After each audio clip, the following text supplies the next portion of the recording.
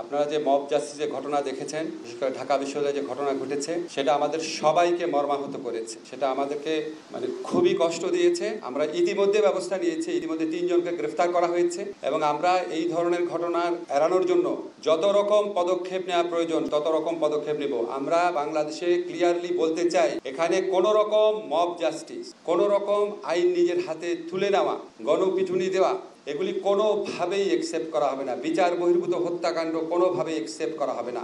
এগুলি যদি ঘটে, আপনাদের একটা জিনিস নিশ্চিত করতে পারি, আমাদের সরকার তাৎক্ষণিকভাবে ব্যবস্থা নেবে। আইনের মাধ্যমে উপযুক্ত শাস্তির তদন্ত এবং বিচার সাপেক্ষে উপযুক্ত শাস্তির ব্যবস্থা করা হবে। সেটা কিছু আলামত আপনারা কালকে পত্রিকাতে আপনারা নিজেরাই ছাপবেন যে 3 জনকে অলরেডি গ্রেফতার করা হয়েছে। প্রক্রিয়ার সৃষ্টি করার মাধ্যমে ব্যক্তির দায়বদ্ধতা বৃদ্ধি, স্বচ্ছতা বৃদ্ধি বা আপনার আরও বেশি দায়িত্বশীল করার অনেক স্কোপ আছে। এটা আপনার সাথে আমরা এগ্রি করছি। আমরা ইনফ্যাক্ট সারা জীবন সংস্কার নিয়ে কাজ করেছি। কিছুদিন আগেও আমি সিভিল সোসাইটির অংশ ছিলাম। বদিউল আলম মজুমদার ভাই আছেন, মাহফুজের অনেক চিন্তা ভাবনা আছে, তার বইও আছে, দেখবেন এসব ব্যাপারে। অবশ্যই আমি আপনার সাথে একমত। প্রক্রিয়া অবশ্যই আমরা যতটুকু প্রক্রিয়ার মাধ্যমে নিশ্চিত করা যায় সেটা আমরা করব, বাট এটার সাথে সাথে ব্যক্তিরাও ইম্পর্টেন্ট বলে মনে করি। আজকে আমরা সাংবাদিক সম্মেলন শেষ করি।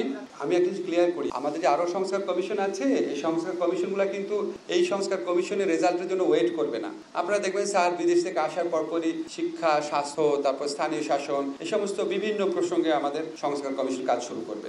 আর সংস্কার কমিশনের প্রস্তাবের ভিত্তিতে কিছু কিছু প্রস্তাব থাকবে আমরা তাৎক্ষণিকভাবে করতে পারবো, কিছু কিছু প্রস্তাব থাকবে মধ্যমেয়াদী, কিছু কিছু থাকবে দীর্ঘমেয়াদী, কিছু কিছু হয়তো প্রস্তাব থাকবে হয়তো যেটা আগামীতে নির্বাচনে বিজয়ী সরকারের জন্য থাকবে। আমরা আসলে প্রস্তাবটা না পাওয়া পর্যন্ত কিছু বুঝতে পারছি না। তবে কিছু বুঝতে পারছি না ক্লিয়ারলি আপনাকে বলতে পারছি না ঠিক কোনটা কতদিন হবে, কারণ আমি তো জানি না এখানে কি সুপারিশ আসছে। তবে আপনাকে একটা জিনিস বলতে চাই, এমনি এটা খুব আপনাদের রেলিভেন্ট মনে হতে পারে, এমনি আমাদের মধ্যে এই আলোচনাটা হয়েছে।